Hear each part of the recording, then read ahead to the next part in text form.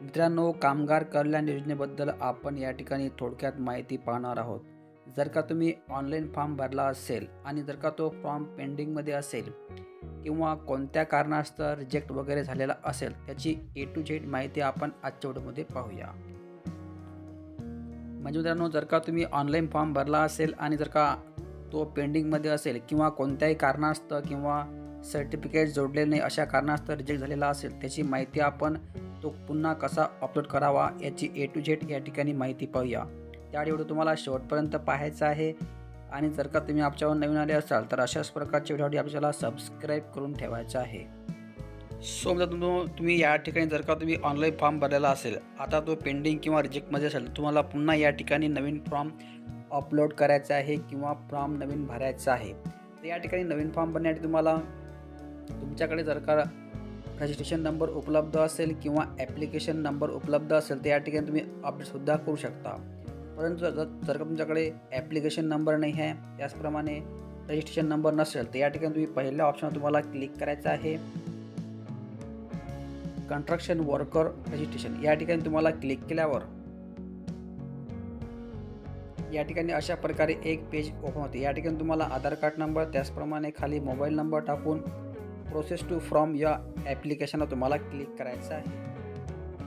मित्रांनो, अशा प्रकारे या ठिकाणी नवीन पेज ओपन होणार आहे. जर का तुम्ही आधार कार्ड नंबर त्याचप्रमाणे मोबाईल नंबर टाकल्यावर प्रोसेस टू फ्रॉम या ऑप्शनला क्लिक केलं, अशा प्रकारे या ठिकाणी पेज ओपन होते. या ठिकाणी आपण जेवढी माहिती भरली असेल ती या ठिकाणी तुमच्यासमोर शो होणार आहे.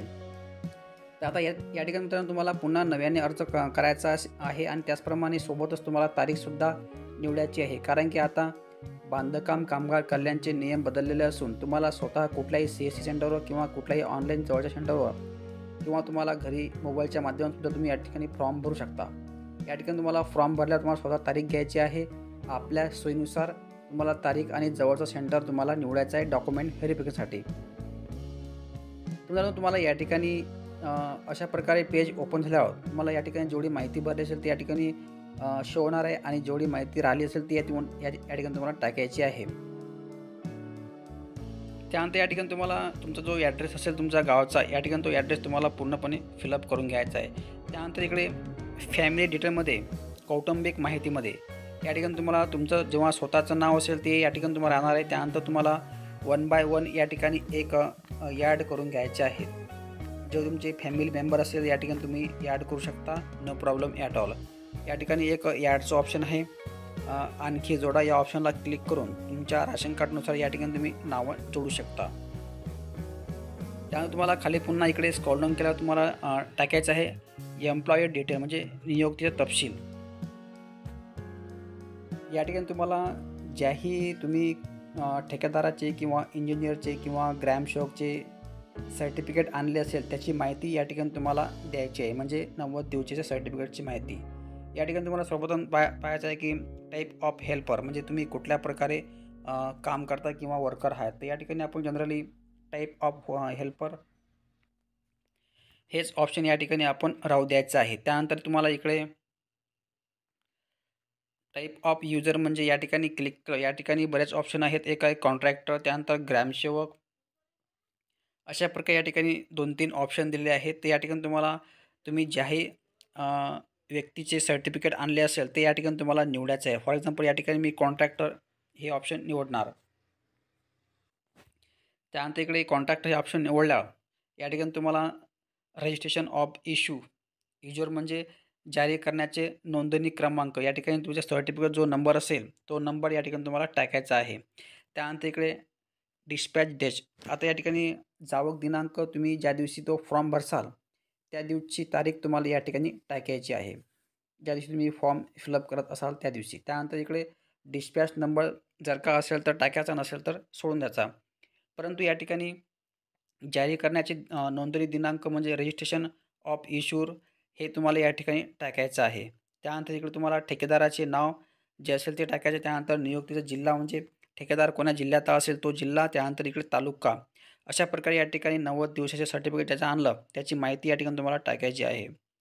त्यानंतर इकडे सपोर्टिंग डॉक्युमेंट्समध्ये तुम्हाला सर्वप्रथम एक आधार कार्ड टाकायचं आहे. त्यानंतर आधार कार्ड टाकल्यावर इकडे 90 दिवसचे सर्टिफिकेट तुम्हाला टाकायचे आहे.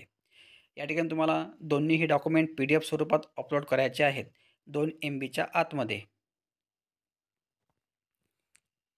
सो मित्रांनो, अशा प्रकारे या ठिकाणी तुम्ही डॉक्युमेंट्स अपलोड केल्यावर त्यानंतर तुम्हाला या ठिकाणी खालीच एक ऑप्शन येणार आहे तारीख निवडायची.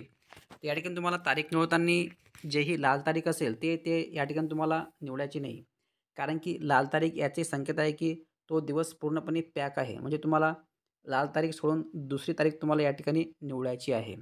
त्यानंतर तुम्हाला तारीख निवडल्यावर तुम्हाला आय ॲग्री ऑप्शनला क्लिक केल्यावर तुम्हाला शो या ऑप्शनला क्लिक करायचं आहे. मित्रांनो, शो या ऑप्शनला क्लिक केल्यावर तुमचा फॉर्म या ठिकाणी सबमिट होणार आहे. फॉर एक्झाम्पल तुम्ही या ठिकाणी असं शो या ऑप्शनला क्लिक केल्यावर जर का तुमच्यासमोर अशा प्रकारे एक ऑप्शन येत असेल, form not valid, please upload the form, अशा प्रकारे ऑप्शन येत असेल तर त्या ठिकाणी तुम्हाला या ठिकाणी ऑनलाईन फॉर्म भरला जाणार नाही. कारण की या ठिकाणी पहिलेच आपण फॉर्म भरलेला असो. आता या ठिकाणी संबंधित जिल्ह्यामध्ये तुम्हाला या ठिकाणी भेट द्यायची आहे.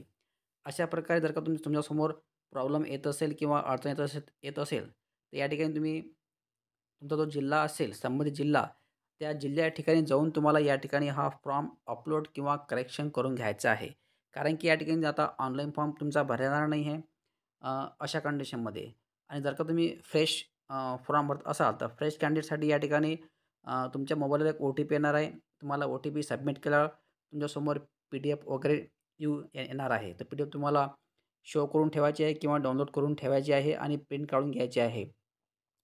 आणि जर का तुमच्यासमोर अशा प्रकारे एक ऑप्शन येत असेल, फ्रॉम नॉट व्हॅलिड, तर या ठिकाणी तुम्हाला तुमच्या संबंधित जिल्ह्याच्या ठिकाणी जाऊन तुम्हाला डॉक्युमेंट व्हेरिफिकेशन किंवा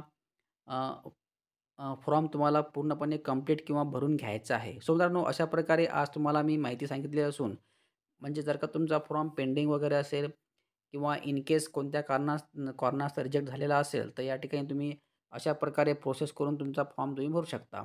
परंतु जर का तुम्हाला फॉर्म भरताना अशा प्रकारे अडचण येत असेल, तर या ठिकाणी तुमच्या संबंधित जिल्ह्यामध्ये जाऊन तुम्हाला फॉर्म तो कंप्लीट करून घ्यायचा आहे किंवा पूर्ण करून घ्यायचा आहे. सो मित्रांनो, अशा प्रकारे मी तुम्हाला आज माहिती सांगितली असून जर का व्हिडिओ आवडल्यास एक लाईक करा आणि चॅनलवर नवीन आले असाल तर अशाच प्रकारच्या व्हिडिओसाठी आपल्याला सबस्क्राईब करून ठेवा. धन्यवाद. जय हिंद, जय महाराष्ट्र.